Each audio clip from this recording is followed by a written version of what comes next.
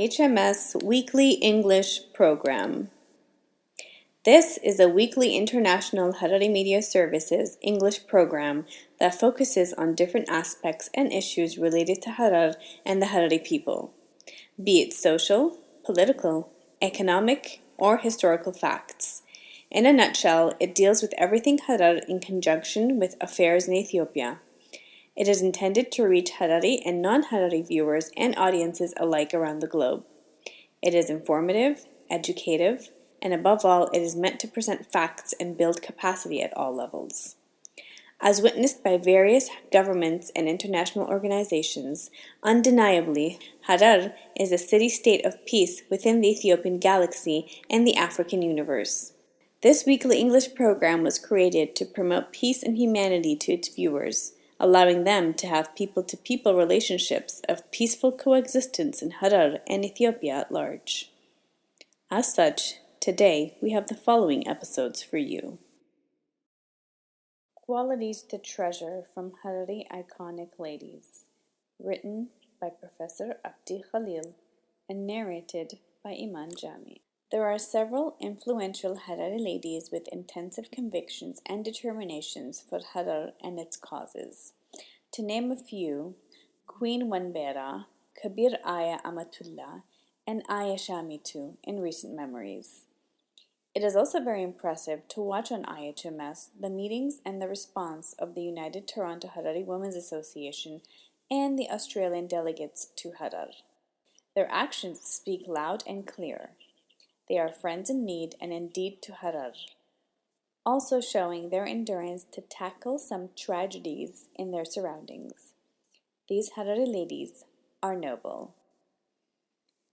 Their intentions and determinations prompted me to ask, what lessons can we learn from these historic and iconic Harari mothers and sisters? There is no single answer to this question, but multiple answers from multiple angles and dimensions. Harari ladies are dynamic, humanitarian, productive, and resolute, and most of all, they are Harari institutions by themselves. Harari mothers and sisters define Harari culture and the traditional values and almost all aspects of the Harari institution. They are collectively the sun of the society, where the men and the children are orbiting around them. Look around you. Name it. The Aya Amatulla, or the Mothers Association, the Adagar, also known as the Harari Living Room, the Balachu, or the Wedding, the Moyagar, which is Skills and Development House, Bahagar, the Finance House, Motach, the Basketeers, Gay Iraz, the Cultural Attire, the Gay Ganafi, the Harari Ladies' Trousers, the Gay Kofia, the Men's Headgear, and the Gay Sinan, which is the Harari language. All of these can be defined, activated, and functional because of the iconic Harari woman. Most of these legacies are the direct production and product of the Harari woman. Without them, the overwhelming Harari values would not have survived nor been nurtured and preserved within all the trials and tribulations Harar has been experiencing for decades, if not centuries. They are well-rounded ladies who are the core and the soul of the Harari society, nationally and internationally. Thinking back at my own experiences and referring to historical facts, here are some exemplifying women who I am very impressed with. First and foremost, when I think of my mother, my eyes are always full of tears. Tears of sadness as I miss her immensely. May Allah grant her Jannatul Firdaus. And tears of joy because she taught me what it meant to be courageous and practical humanitarian. She was always full of humor, very friendly, and super generous and diligent at her core. She spent constantly most of her earnings and time on the poor. She fed, dressed, and even sheltered the destitute regardless of their tribal identity, as if they were her own children. When she did such activities, we used to complain, being the naive kids we were, not realizing that she was actually photosynthesizing her family and the society at large with her humanitarian act. She implemented in the young the core values of being human, such as caring and sharing. Do I see a similar positive attitude and action with most Harari ladies worldwide? Personally, yes. This is what I also observed at the United Toronto Harari Women's Association and the Australian Young Ladies Delegate. They are ready. They are compassionate, concerned, determined, and resolute to face and seek solutions to any problem the Harari community faces in Harar, Toronto, and everywhere else. History also teaches us that there were Harari queens, leaders, fearless fighters, effective administrators, passionate volunteers, adoring mothers, caregiving sisters, successful businesswomen, family leaders, and scholars. If I may add, if the men are mostly dubbed as the head of the household, the women are the neck. Without the neck, there is no foundation, and the head cannot move around to comprehend its surroundings. The United Toronto Harari Women's Association has initiated and revealed its mission, vision, and core values, and admittingly, it is the women who proactively triggered and woke up the Harari men in Toronto to do something about their tragedies in Harar.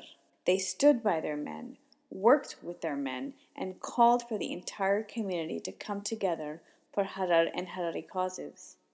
To me, they are political, economical, and social icons. They are the focal point for solutions and history in the making. Talking about Harari women, in particular, the United Toronto Harari Women Chapter is a continuation of Harari women's legacies. There are several lessons to be learned from this history. Did you know about Queen Amirit Wan Berra, Kabir Aya Amatulla, and Aya Shamitu in Harar's history? Among many Harari courageous, outstanding, and influential ladies, let me just tell you a little bit more about these extraordinary Harari ladies. The first iconic Harari woman is Amirit Wan Berra. She was a fascinating and charismatic lady in the 14th century, when Harar was free and at its peak historically.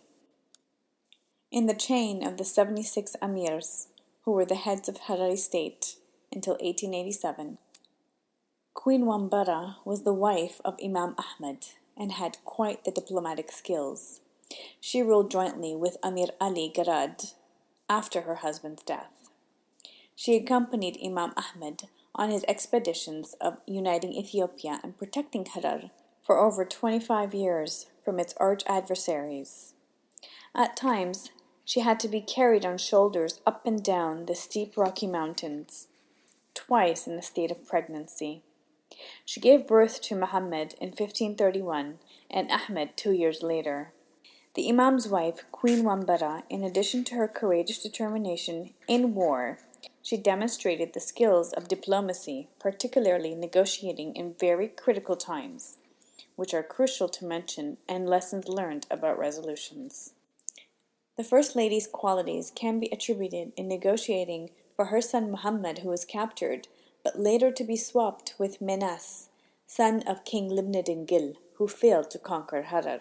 Queen Wan Berra was also known as a woman negotiator.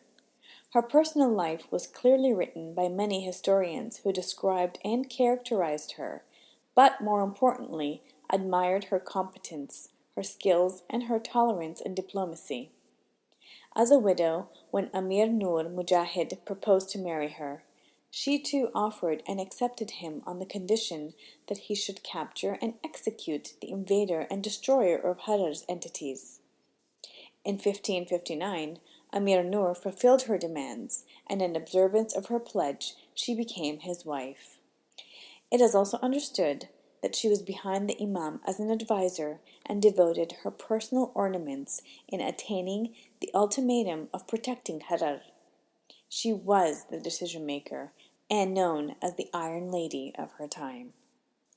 The second lady we honor is Aya Amatulla. She was the highest order Harari scholar of her time.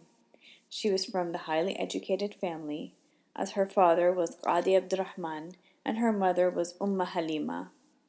She lived between 1851 to 1893, which was unfortunately during Harar's occupation. Despite such depressing times in Harar's history, Aya Amatulla was competent and determined student who excelled and went all the way, studying the highest education level available at the time. She mastered fiqh or Islamic law, tawheed, the Islamic theology, nahwi, the Arabic grammar, and tafsir, the Quranic commentary. She later became a professor or a Kabir, teaching both men and women, emulating Aisha, the wife of the Prophet ﷺ, who taught both men and women after the death of her husband, Prophet Muhammad ﷺ. Kabir Amatullah was married to a prominent Harari scholar, Kabir Abdullahi Ahmed Tabalali. They had 4 children, and one of her sons was killed by the then occupiers. She had shown her complete devotion to her Creator in such shocking, devastating, and trying times. She solemnly accepted the reality of her son's death and serenely said, "To Allah we belong, and to Him we return." She made an oblation and read the Quran. What a devout Muslim scholar and enduring mother. Aya Amatulla not only gave away her farmlands and properties to the needy and the helpless, but also spread Islamic knowledge through her writing.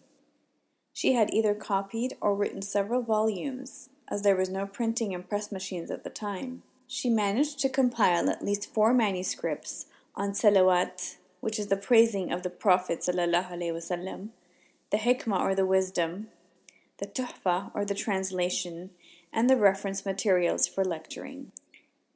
Her scholarly activities has enabled women to be more aware of diwan or the understanding of property rights and the participation in spiritual activities that has led many Harari women to become spiritual leaders themselves, or also known as the inayat. This in turn enabled many inayat in building shrines and mosques in Harar. Evidently, of the 82 plus mosques in Harar, 10 or more of them were built by these noble Harari ladies. Aya Amatulla was a remarkable scholar and a mother that left a permanent footprint in Harar's history and Ethiopia at large. According to the August 2019 Member Tube reports, she educated over 400 Islamic students and was posthumously recognized and awarded as the Great Muslim Lady Scholar in East Africa. Taking this opportunity, we here at IHMS would like to thank Minber Tube and Dr. Muna Abu Bakr, who brought out Aya Amatullah's story to light, not only to Hararis and Ethiopians, but also to the world. We also appreciate Bilal Habashi Museum for keeping the award and the story alive.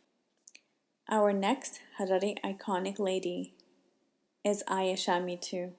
The late Aya Shamitu was a Harari singer and songwriter until 18 years ago. She was dynamic with mesmerizing voice that could ignite passionate flames in anyone's heart. Her secular and spiritual songs are heavenly, and they have a class of their own. Unlike many Harari singers, Aya Shamitu was exceptional in her medallic voices when unleashing Jaliye, or My Love, or Dawa Nabi, O the Prophet, and her quote-unquote, which is also known as the dual songs. These songs are loaded with par excellence, secular and spiritual messages that elate anyone to blissful heights and keep Harari values alive to this day. It is also worth mentioning and appreciating the role of Abai Gini, who along with Aya Shamitu equally contributed in treasuring Harari traditional songs, development, and passing on soul-touching messages with her unmatched performances to this day. More specifically, the messages from these iconic singers was not to abandon Harar, but squarely to return and live in Harar permanently. If Hararis completely abandoned Harar, the unthinkable would happen, where the beasts would eventually take over, and that would be the end of Harar as we know it. The message is meant for all Hararis outside of Harar and in the diaspora nowadays. This iconic singer and songwriter has left an indelible message that resonates in every Harari household around the globe. Wouldn't these messages haunt us all day and night to do something for Harar before it's too late? The answer? Yes, but only through unity and timely actions. These iconic ladies, Amirit Dil Wan Berra, Kabir Aya Amatulla, and Aya Shamitu have positively impacted Harar and Ethiopia at large, making them one of the extraordinary women of the century in Ethiopia's history, and particularly in our homeland. We collectively salute and learn from them. We learn from their determination, their courage, their perseverance, their resilience, their leadership, their unity, and their spirituality. Coming back to the United Toronto Harari Women and the Australian Young Lady delegates, as well as what I have observed around the globe recently, has demonstrated the existence, the continuity, the determination, endurance, and diplomatic Harari legends. The seeds of these historic and iconic ladies are sprouting in Ethiopia, Canada, Australia, and the United States. The various meetings in these countries have also revealed their intentions, and they are as follows. Yes, they are doing the right thing at the right time. Yes, they are showing courage to stand up, as well as to sit down and listen. Yes, they are showing commitment, sharing, and caring. Yes, they are here unifying all through giving and being. Yes, they are here training conflict resolution with dignity and humility. Yes, they are here in solidarity with men, children, and other concerned ladies nationally and internationally. Yes, they are here standing up against aggression, social injustice, community disturbances, and disunifying personalities. Yes, they are here together to prevent their children from substance abuse, petty crimes, and runaways. Yes, they are here implementing the Harari heritage in the young and the blissfully unaware segment of the society. But most of all, yes, they are here to protect Harar Hardawa Nurzeu, our Harari values, Sinanzeu, the language, Adazeu, the culture, Dinzeu, the religion, and Dashizeu, the land. In conclusion, one cannot say that these ladies are not very impressive, very constructive, and very inspirational. Whether we like it or not, let's face the realities of our times. Do we have social and economic problems, as well as a political crisis? If you answered yes, then that's very good, because acknowledging is the first step to seeking solutions.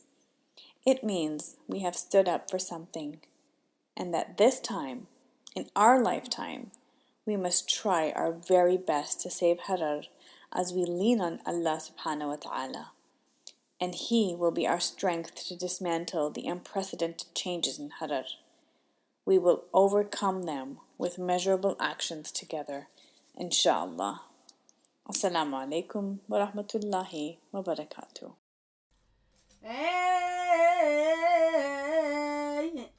زماني ذا زماني قبقال كل حذر وعيد بجديبان كل حذر وعيد نجدي جلبان زمان لزمجاج وبنقذوا بليدو زمان اسمه لولو يقشان وزمان لبي صوبهم ليدو لوبان